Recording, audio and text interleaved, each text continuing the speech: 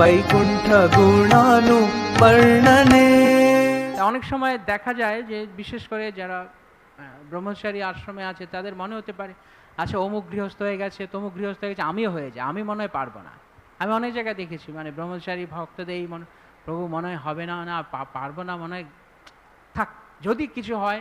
যদি কিছু হয় মানে কি, এখন কোনো ছাত্র যদি ভাবে যদি পরীক্ষায় ফেল করি থাক পড়বই না, তাহলে কি হবে? এটা ছাত্র হলো যে পরীক্ষায় ফেল করতে পারে যে কেউ পারে, তার বলে আমি পড়বো না তা তো নয়। হ্যাঁ, তাই জন্য কৃষ্ণ ভাবনামৃতে লেগে থাকাটি প্রত্যেকের জন্য, কি ব্রহ্মচারী কি গৃহস্থ বানপ্রস্থী সন্ন্যাসী। ইন্দ্রিয় সংযম শ্রীল প্রভুপাদ উপদেশামৃতের ভূমিকায় লিখছেন মন এবং ইন্দ্রিয় সংযম হচ্ছে কৃষ্ণ ভাবনা অনুশীলনকারী প্রতিটি ব্যক্তির প্রথম এবং প্রধান কর্তব্য।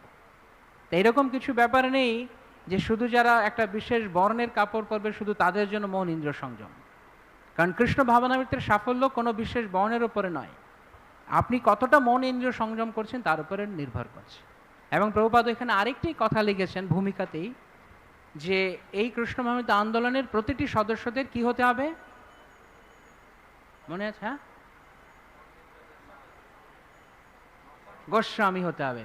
প্রভুপাদ লিখেছেন গোস্বামী হতে হবে প্রত্যেকটি সদস্যকে, শুধুমাত্র যারা ত্যাগীর আশ্রমে আছেন তারা নন, এমনকি যারা প্রবৃত্তি মার্গে আছেন তাদের জন্য ক্রমান্বয়ে তাদেরকে গোস্বামী পর্যায়ে আসতে, প্রতিটি জীবের জন্য, প্রত্যেকের জন্য।